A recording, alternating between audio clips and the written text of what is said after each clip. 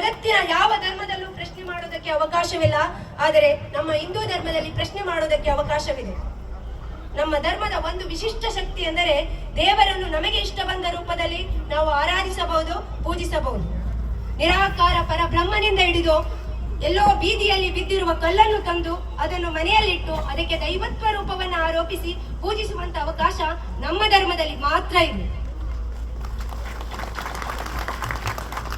ನಮ್ಮ ಹಿಂದೂ ಧರ್ಮದ ಅತ್ಯಂತ ಒಂದು ಕಾಣಿಕೆ ಎಂದರೆ, ಜಗತ್ತಿಗೆ ನೀಡಿದ ಕಾಣಿಕೆ ಎಂದರೆ ಯೋಗ.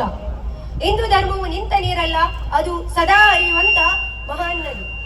ಹಿಂದೂ ಧರ್ಮದ ಬಗ್ಗೆ ತಿಳಿದುಕೊಳ್ಳಬೇಕಾದರೆ ಒಂದು ಜನ್ಮ ಸಾಲದು, 100 ಜನ್ಮ ಎತ್ತಿ ಬಂದರೂ ಹಿಂದೂ ಧರ್ಮದ ಬಗ್ಗೆ ತಿಳಿದುಕೊಳ್ಳುವುದಕ್ಕೆ ಸಾಧ್ಯವಿಲ್ಲ.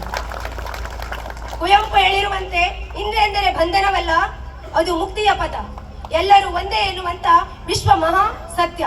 ಇದು ಜಾತಿಯ ಧರ್ಮವಲ್ಲ, ಇದು ಮಾನವನು ಧರ್ಮ. ವಿಶ್ವ ಮಾನವನ ಕನಸನ್ನು ಹೃದಯದಲ್ಲಿ ಹೊತ್ತ ಧರ್ಮ. ದೇವರು ಎಲ್ಲೂ ಇಲ್ಲ, ನನ್ನಲ್ಲಿ, ನಿನ್ನಲ್ಲಿ, ನಿನ್ನೊಳಗೆ, ನನ್ನೊಳಗೆ, ಎಲ್ಲರೊಳಗೆ ವಿಶ್ವ ಮಾನವ ಎಂಬ ಮಂತ್ರವನ್ನ ಜಗತ್ತಿಗೆ ಸಾರಿದ ಧರ್ಮ ಎಂದರೆ ನಮ್ಮ ಹಿಂದೂ ಧರ್ಮ.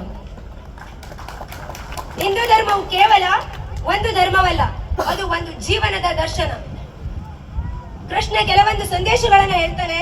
ಆದುದೆಲ್ಲ ಒಳ್ಳೆಯದಕ್ಕೆ ಆಗಿದೆ, ಆಗೋದೆಲ್ಲ ಒಳ್ಳೆಯದೇ ಆಗುತ್ತಿದೆ, ಆಗಲಿರುವುದು ಸಹ ಒಳ್ಳೆಯದೇ ಆಗಲಿದೆ. ರೋಧಿಸಲು ನೀನೇನು ಕಳೆದುಕೊಂಡಿರುವೆ? ಕಳೆದುಕೊಳ್ಳಲು ನೀನು ತಂದಿರುವುದಾದರೂ ಏನು? ನಾಶವಾಗಲು ನೀನು ಮಾಡಿರುವುದಾದರೂ ಏನು? ನೀನೇನು ಪಡೆದಿದ್ದರೂ ಅದು ಇಲ್ಲಿಂದಲೇ ತಂದಿರುವೆ. ಯಾವುದು ನಿನ್ನ ಭಾಗ್ಯದಲ್ಲಿ ಇದೆಯೋ ಅದು ನಿನಗೆ ಸಿಕ್ಕೇ ತೀರುತ್ತದೆ. ಯಾವುದು ನಿನ್ನದಲ್ಲವೋ ಅದು ನೀ ಎಷ್ಟೇ ಪ್ರಯತ್ನಿಸಿದರೂ ಸಿಗಲಾರದು. ಚಿಂತೆ ಬಿಡು, ಜೀವನದಲ್ಲಿ ಬರುವುದೆಲ್ಲವೂ ಬಂದಂತೆ ಸ್ವೀಕರಿಸು. ನಮ್ಮ ಬದುಕೇ ಒಂದು ಹೋರಾಟ. ಈ ಹೋರಾಟದಲ್ಲಿ ನಾವು ಮಾಡುವ ಕಾರ್ಯವನ್ನ ಪ್ರಾಮಾಣಿಕವಾಗಿ ಮಾಡು ಅಂತ ಏನ್ ಮಾಡ್ತಾನೆ ಕೃಷ್ಣ ಸಂದೇಶವನ್ನ ಹೇಳ್ತಾರೆ. ಈ ಸಂದೇಶ ಮಾನವನ ಹುಟ್ಟಿನಿಂದ ಮರಣದವರೆಗೆ ಹೇಗೆ ಬದುಕಬೇಕು, ಹೇಗೆ ಚಿಂತಿಸಬೇಕು, ಹೇಗೆ ನಡೆದುಕೊಳ್ಳಬೇಕು ಎಂಬುದನ್ನು ತಿಳಿಸುವಂತ ಮಹಾನ್ ಧರ್ಮವೇ ಹಿಂದೂ ಧರ್ಮ. ಹಿಂದೂ ಧರ್ಮಕ್ಕೆ ಯಾವುದೇ ಸ್ಥಾಪಕರಿಲ್ಲ, ಒಂದೇ ಧರ್ಮ ಗ್ರಂಥವಿಲ್ಲ, ಒಂದೇ ಮಾರ್ಗವಿಲ್ಲ. ಇದು ವೈವಿಧ್ಯತೆಯಲ್ಲಿ ಏಕತೆಯನ್ನು ಸಾರುವಂತ ಧರ್ಮ ಎಂದರೆ ಹಿಂದೂ ಧರ್ಮ. ವಸುದೈವ ಕುಟುಂಬಕಂ ಎಂಬ ಮಹಾಕಾವ್ಯವನ್ನು ನೀವೆಲ್ಲರೂ ಕೇಳಿದಿರಿ. ಈ ಜಗತ್ತಿನಲ್ಲಿರುವ ಎಲ್ಲರೂ ಒಂದೇ ಕುಟುಂಬ ಎಂಬ ಭಾವನೆ. ಇಂದಿನ ಕಾಲದಲ್ಲಿ ಜಗತ್ತಿಗೆ ಇದು ಅತ್ಯಂತ ಮಹತ್ವದ ಸಂದೇಶ. ವೇದಗಳು, ಋಗ್ವೇದ, ಯಜುರ್ವೇದ, ಸಾಮವೇದ, ಅಥರ್ವಣ ವೇದ, ಇದು ನಮ್ಮ ಸಂಸ್ಕೃತಿಯ ಮೂಲ. ವೇದಗಳಲ್ಲಿ ಪ್ರಕೃತಿಯ ಪೂಜೆ ಇದೆ. ನದಿ, ಪರ್ವತ, ವೃಕ್ಷ, ಭೂಮಿ ಎಲ್ಲವನ್ನು ತಾಯಿಯ ಎಂದು ಕಾಡುವಂತ ಮನೋಭಾವನೆ. ಇದರಿಂದಲೇ ಗೊತ್ತಾಗತ್ತೆ ಹಿಂದೂ ಧರ್ಮ ಪರಿಸರದ ಸಂರಕ್ಷಣೆಯ ಸಂದೇಶವನ್ನ ಸಾವಿರಾರು ವರ್ಷಗಳ ಹಿಂದೆ ನಮಗೆ ಕೊಟ್ಟಿದೆ. ಉಪನಿಷತ್ತುಗಳು ಆತ್ಮಜ್ಞಾನವನ್ನ ಬೋಧಿಸುತ್ತದೆ. ಅಹಂ ಬ್ರಹ್ಮಾಸ್ಮಿ ಆತ್ಮಜ್ಞಾನವನ್ನ ಬೋಧಿಸುತ್ತದೆ. ದೇವರೊಂದಿಗೆ ಒಂದೇ ಎಂಬ ದೈವಿಕ ಚಿಂತನೆಯನ್ನ ನೀಡುತ್ತದೆ. ಹಿಂದೂ ಧರ್ಮದ ಪವಿತ್ರ ಗ್ರಂಥವಾದ ರಾಮಾಯಣ ನಮಗೆ ಆದರ್ಶ ಜೀವನವನ್ನ ಕಲಿಸಿಕೊಡುತ್ತದೆ. ಶ್ರೀರಾಮ ಇದರಲ್ಲಿ ಧರ್ಮದ ಪ್ರತೀಕ. ತಂದೆಯ ಮಾತಿಗಾಗಿ ರಾಜ್ಯವನ್ನೇ ತ್ಯಜಿಸಿದ ರಾಮನ ತ್ಯಾಗ ಇರ್ಬೋದು, ಸೀತೆಯ ಸಹನೆ ಇರ್ಬೋದು, ಲಕ್ಷ್ಮಣನ ಸೇವಾ ಭಾವ ಇರ್ಬೋದು, ಇವೆಲ್ಲವೂ ಹಿಂದೂ ಸಮಾಜಕ್ಕೆ ಮಾದರಿಯಾಗಿದೆ. ಮಹಾಭಾರತವು ಜೀವನದ ಸಂಕೀರ್ಣತೆಯನ್ನು ತೋರಿಸುತ್ತದೆ. ಅದರೊಳಗಿರುವಂತಹ ಭಗವದ್ಗೀತೆ ಮಾನವನ ಜೀವನದ ದೀಪವಾಗಿದೆ. ಶ್ರೀಕೃಷ್ಣ ಒಂದ್ ಕಡೆ ಹೇಳ್ತಾರೆ, ನೀನು ನಿನ್ನ ಕರ್ತವ್ಯವನ್ನ ಮಾಡು, ಛಲವನ್ನು ದೇವರಿಗೆ ಬಿಡು.